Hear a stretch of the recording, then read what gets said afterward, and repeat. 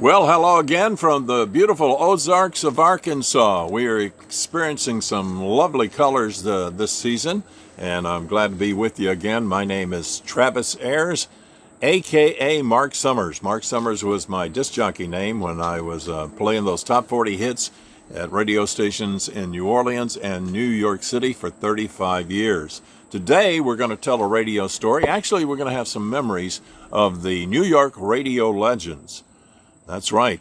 Three of the guys who were the biggest names, not only in New York radio, but radio nationwide. I was fortunate to work with these three gentlemen, not once, but twice at two different radio stations. And today I brought some props, too. I don't usually do that, but today we're going to look at some pictures. Look at that. The guy in front there is Ron Lundy. Hello, love. And the guy in the back, of course, is the one and only Kemosabe Dan Ingram, Big Dan Ingram. That picture was taken in Studio 8A, the main studio for WABC there on 6th Avenue. Okay, let's look at another picture. That is the morning mayor of New York City, the morning mayor, Harry Harrison.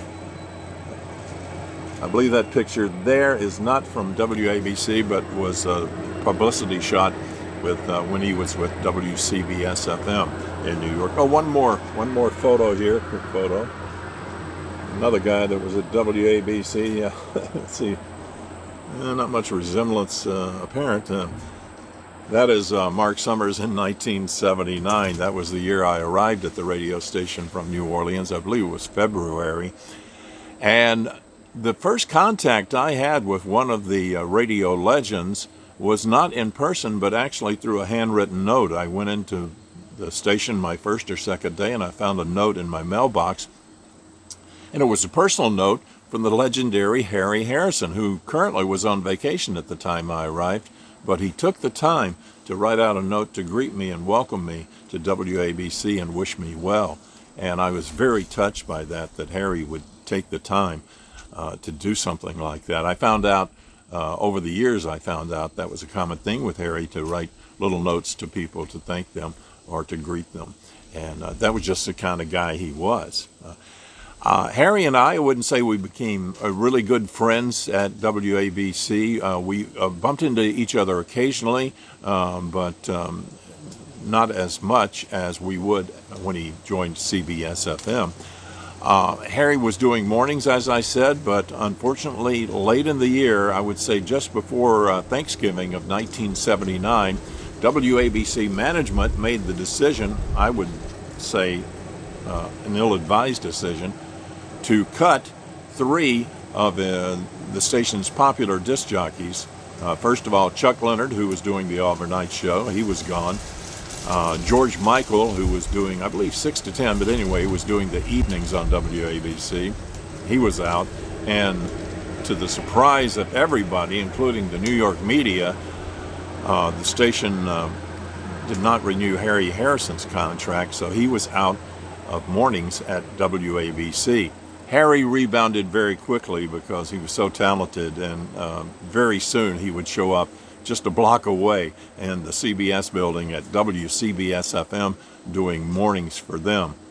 In 1983, after WABC switched to the talk format, I also went to across the street to WCBS-FM, and Harry and I were reunited there. Eventually Ron Lundy would come over, and even eventually Big Dan Ingram. All of us would be at WCBS-FM, the Golden 101. And those were some tremendous years. The ABC years were fun, but the CBS-FM years were just unbelievably fun.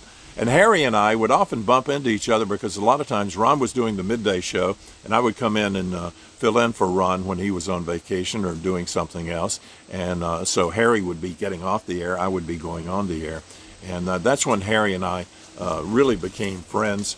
And let me tell you something about Harry Harrison. What you heard, he was called the morning mayor because he was so friendly and warm and greeted everybody in the morning, and just so many people in New York woke up listening to Harry Harrison and that warmth and sincerity. And he could bring off the sincerity because he was sincere. It was just who he was. The guy on the air that you heard in the morning, that was the same guy if you knew Harry Harrison off the air, same guy. So we became friends there at CBS-FM.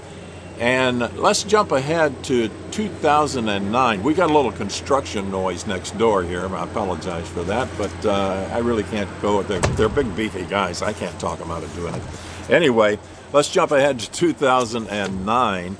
And I'm out of radio at this point. I've been retired about 4 years, but I have been writing and had some success with it. I got a contract with Penguin Press in New York for a book. And the book is called, or was called, and still is called, The Bomber Boys, Heroes Who Flew the B-17s in World War II. So it's 2009, and I'm doing a book signing for The Bomber Boys just across the Hudson River from New York City. Just go over the George Washington Bridge there to Fort Lee. I'm doing a book signing at Borders Bookstore. And I'm doing the little talk before I start signing books for the people who've gathered there. And I look in the back of the crowd there, and lo and behold, who's there? It's Harry Harrison. Harry and I had reconnected and had breakfast and reminisced about old times a few weeks before, but I was just really taken back and kind of overwhelmed that Harry would show up for the book signing, and really appreciated that. I introduced him to the crowd. They were all impressed because Harry was a legend around New York. So I hope that Harry and I would reconnect, and I believe it was later on when he was inducted. I believe the last time I saw Harry was a little while after the book signing there, that he was inducted to the New York Broadcasting Hall of Fame, and I was so happy that I could be there for that event. But one of the rock and roll radio greats of New York City, Harry Harrison. Harry passed away in 2020, January of 2020. Harry has had some records that will never be broken in radio. The one I can think of right off the top of my head is Harry did radio in New York City, first at WMCA, then at WABC, then at WCBS-FM for 44 years. 44 years. Most of those doing the morning show. That's a record I don't think will ever be broken.